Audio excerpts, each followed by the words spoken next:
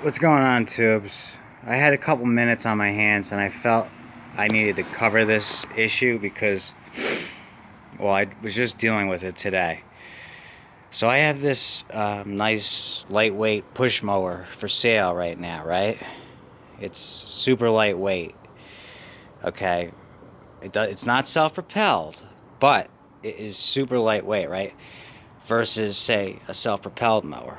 Okay, here's a self-propelled mower right here, right?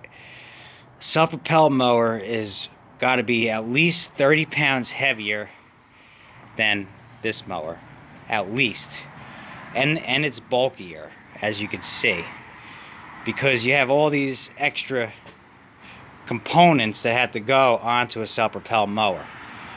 You have a transmission, you have a belt, you have gears, you've got a belt cover, you've got all these extra components to run the self-propelled, right?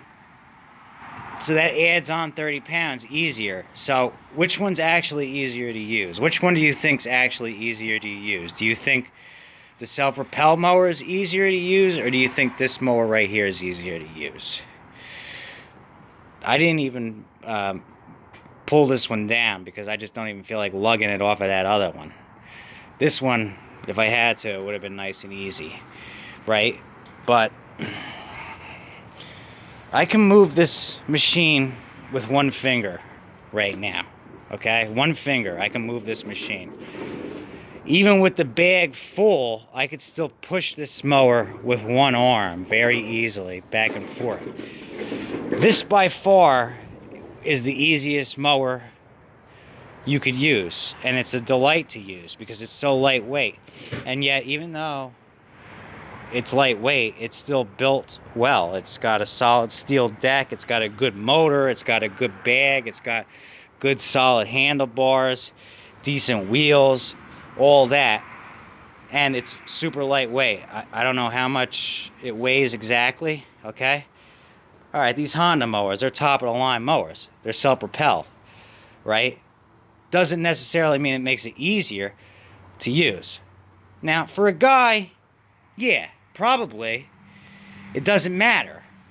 Okay? But when this isn't running, right, and you got to pull this thing out of your shed or your garage, this is going to be easier to move around when it's not running.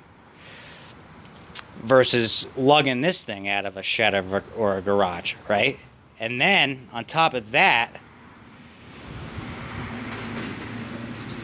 once you do operate it, this one's still easier to use, okay? The guy was buying the mower for his girlfriend. That's the best mower for a woman right there, by far, easily. Because it's so much lighter. Even though this one's self-propelled, this one would be much harder for a woman to use. Harder to lug around when it's not running. And even running, this thing's harder to operate. Yeah, once the self-propel goes, it pulls it along by itself. You're still using more energy and exertion to use this mower, okay? So it's not, people automatically think if it's self-propelled, okay, this is going to be the easier mower to use. It's not true. You go by weight. Weight is the most important factor. This thing's super lightweight. I use this to mow my lawn. I've used a few of these in the past. They're by far the easiest mowers to use. These ones are more difficult.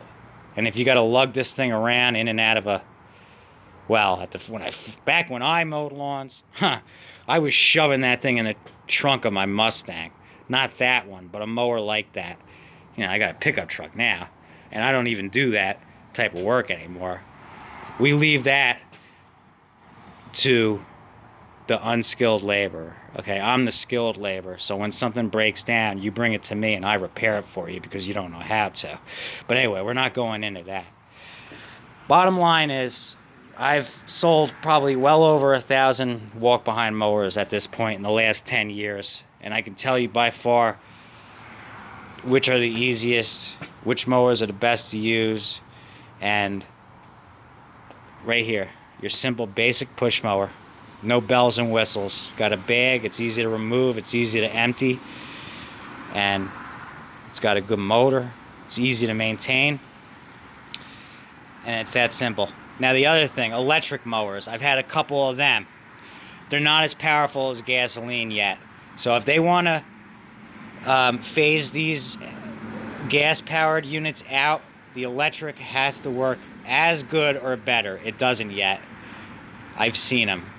The electric mowers, they work okay. But if the grass is a little bit wet, forget about it.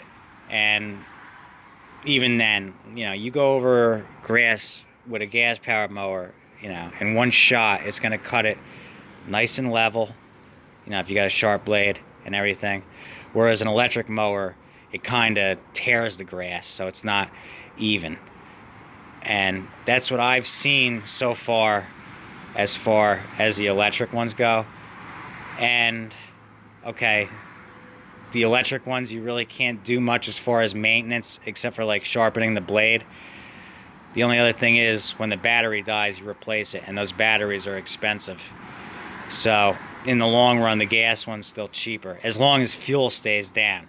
All right, gas is starting to go back up again, and just the whole, I'm not going to get into politics about it, but, you know, they're trying to phase out gas, and they're trying to raise gas prices through the roof because they're trying to save the environment.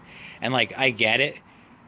You know, the environment has to be looked after, but they should have been thinking about that 50 years ago. They should have known, hey, you know, we need to think about this, you know, 50 years ago.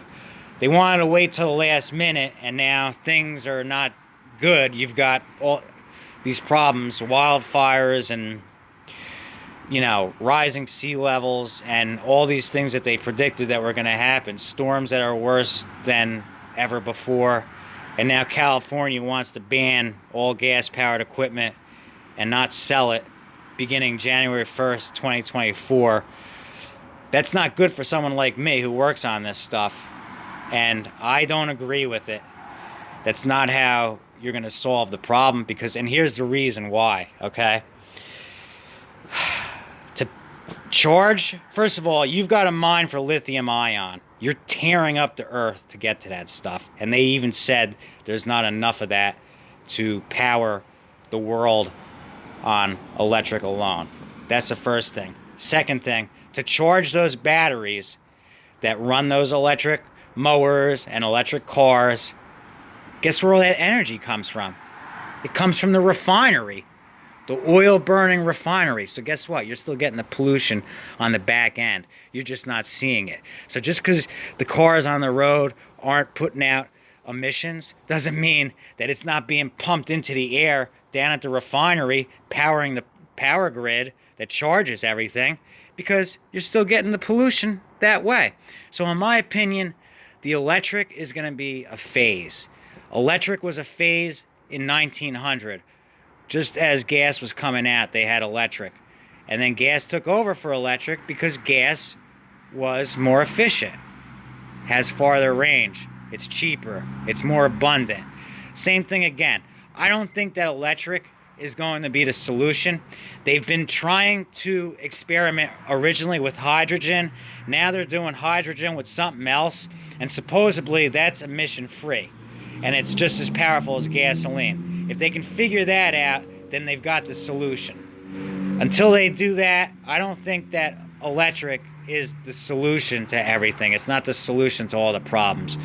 So you got to take a little from here, a little from there, and you got to compromise, and then, you know, you help clean up the environment, and that's fine. I'm all for it, as long as it doesn't take away my income, right? And so many others in the oil industry. But anyway, enough on that. The main thing I wanted to talk about was the weight of these mowers. That one's by far easier to use. So for a woman or a younger kid, you know, just starting to mow lawns, that one's actually easier to use than one of these bulky self-propelled units. So just wanted to cover that. Let me know what you think down below. If you agree with me, disagree, that's fine. I'd like to hear other people's thoughts on this. And then, like I said, if you like the discussion I'm talking about, subscribe. Maybe like the video. I don't know. Alright, guys. That's it from me. Talk to you later.